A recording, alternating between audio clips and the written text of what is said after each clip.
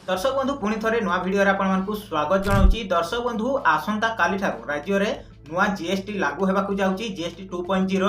तेबे आपणकर पकेट उपरे कौन प्रभाव पड़ो, कौ जिनिस केते जीएसटी लगे, कौन सस्ता रहिबो, कौन अधिक रेट रहिबो, चलतु आज भिडियो रे पूरा डिटेल्स रे जानिबा। सेतिपई भिडियोटी को शेष पर्यंत देखिबे, पूरा डिटेल्स रे जानि पारिबे। ता सहित चैनल रे जदि नुआ विजिट करजंती भिडियोटी को लाइक करनेबे, चैनल को मध्य सब्सक्राइब करके रखिबे, कहीं ना आगो जहाँ भी नुआ नुआ लेटेस्ट अपडेट आसीबो आपण माने सर्वप्रथमे पाई पारिबे। तो सेतिपई कहूँ भिडियोटी को लाइक करनियंतु, चैनल को मध्य सब्सक्राइब करके रखंतु। तेरे चलतु दर्शक बंधु आसंता काली ठारू जो नुआ जीएसटी लागू होगा जाऊँगी जीएसटी 2.0। तेबे कौ सब जिनिस केते जीएसटी लगे, कौन सस्ता रहिबो, कौन अधिक रेट रहिबो, आपनकर पकेट उपरे कौन प्रभाव पड़िबो, चलतु पूरा डिटेल्स रे जानि नबा। दर्शक बंधु देखंतु जीएसटी 2.0 काली ठारू बदलिबो दर। नुआ जीएसटी परे कौन हेबो सस्ता आउ केउ जिनिस पई पकेट हेबो गरम जानतु।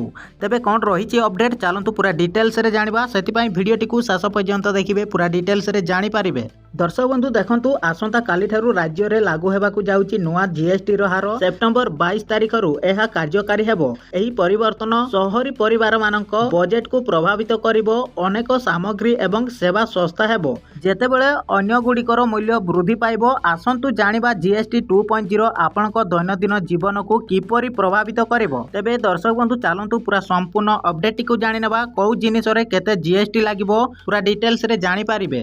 एफआईसीसीआई एवं थर्ड आर्बिट्रेज रिसर्च इंस्टीट्यूट रो एक रिपोर्ट अनुसार सहरांचल परिवार रो मोट खर्चर 66% एबे परी सामग्री एवं सेवा पई 0% किंबा केवल 5% जीएसटी होई पारे। सेही बड़ी 0% स्लैब रे खर्च 32.3% रु 32.9% को वृद्धि पाइब।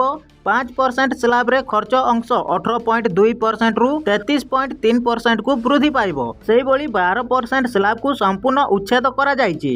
18% स्लैब रो अंश 16.9% रु 14.1% को ह्रास पाइब।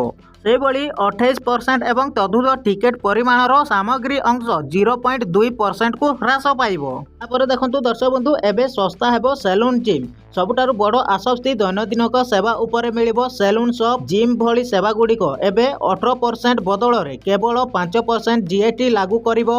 उदाहरण स्वरूप जदि कहार सैलून बिल 200 टंका तेबे सेमानक उपरे पूर्वरु 360 टंका तुलन रे एबे 100 टंका टिकस लागू हेबो। व्यवसाय गुड़िक इनपुट टैक्स क्रेडिट पाई पारिबे नाही। सेही बळी आपणकर अत्यावश्यक सामग्री उपरे मध्य रिहाती रहिबो। साबुन, shampoo, shaving cream, toothpaste, toothbrush, Dettol fall एवं फेस पाउडर भली अत्यावश्यक सामग्री एबे 5% टिकस वर्ग रे रहिछि। सेही बळी आपणकर प्रेस्क्रिप्शन चश्मा उपरे टिकस मध्य मात्र 5% को ह्रास करा जायछि। सेही बळी आपणकर साइकेल एवं एहार अंश गुड़िक उपरे एबे 12 परिवर्ते 5% जीएसटी लागू हेबो। तथापि माउथ वाश वर्तमान एही परिवर्तन रे अंतर्भुक्त नुहे। खाद्य जोगाण रे खर्च वृद्धि पाइबो। जेउ माने ऑनलाइन रे खाद्य ऑर्डर करूचंती से माने एक झटका पाइबे। सेप्टेम्बर 22 तारिख रु जोमेटो, स्विजा एवं मैजिक पिन भली आप उपरे डेलीवरी शुल्क 18% जीएसटी देवाकू पड़िबो। एहा फल रे प्रति ऑर्डर पई 2 रु 2.6 पर्यंत अतिरिक्त खर्च हेबो। कार्बन ऋतु बारंबार ऑर्डर करुवा लोक मानक पई एही परिवर्तन बहुत